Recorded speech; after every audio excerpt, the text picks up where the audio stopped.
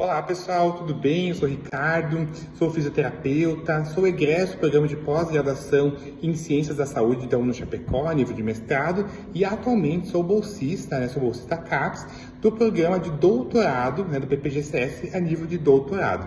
Sou orientando a professora Fátima, fui orientando dela também no mestrado e vou falar sobre a nossa pesquisa, que foi desenvolvida com idosos vivendo com HIV.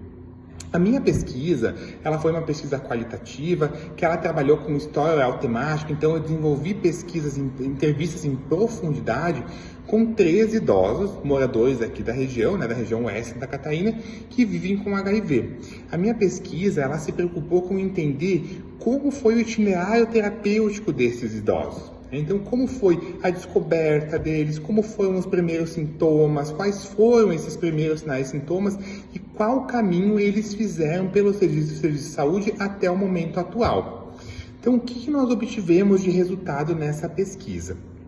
Primeiramente, esses idosos eles já foram diagnosticados tardiamente, já foram diagnosticados em fase clínica da AIDS.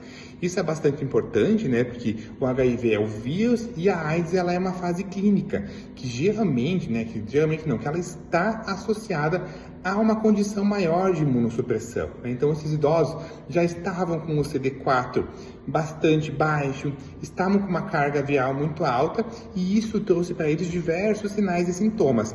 Percebemos que um sintoma clássico foi o emagrecimento acentuado. Então, todos os idosos tiveram emagrecimento acentuado.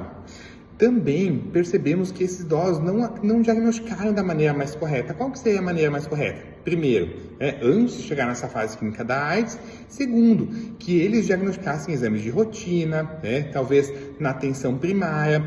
Mas esses idosos, eles acabaram tendo diagnóstico em atenção de alta complexidade, Uma das idosas, ela acabou tendo esse diagnóstico numa internação a nível hospitalar com uma toxoplasmose, que foi configurada como uma infecção oportunista. Então, esse diagnóstico, ele foi tardio em todos os idosos. Então, é muito importante que a gente olhe, para um diagnóstico precoce, que a gente olhe para esses idosos, o que aconteceu historicamente aí com HIV.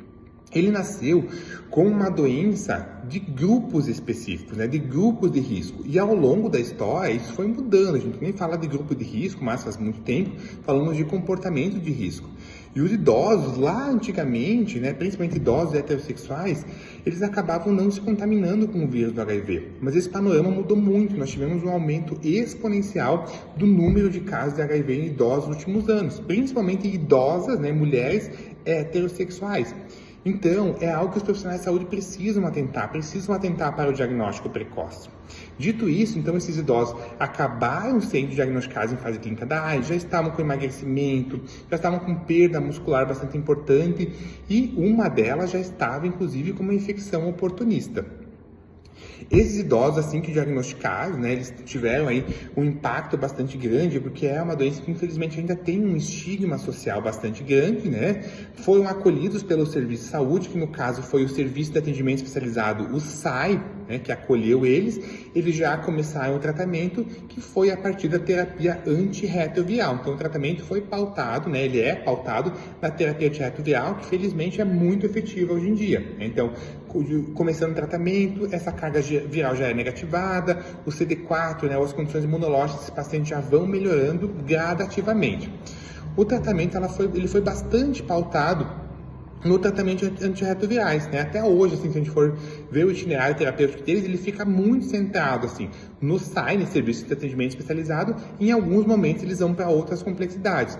Nós sabemos que tem outros profissionais que podem contribuir muito com esse tratamento. O profissional psicólogo, o assistente social, para fazer todo um olhar social e psicológico nesse paciente, o educador físico, o fisioterapeuta, porque esse paciente tem perda de massa muscular, então, para ganhar essa massa muscular, um condicionamento cardiorrespiratório, ter mais assistência do profissional farmacêutico com relação a essas dúvidas. Então, a gente sentiu falta aí no itinerário terapêutico que fossem mais espaços, e também mais interprofissional, que esses idosos estivessem sendo acompanhados por mais profissionais. Já temos 2 artigos publicados, então, se vocês quiserem ler mais sobre o tema, também posso colocar à disposição.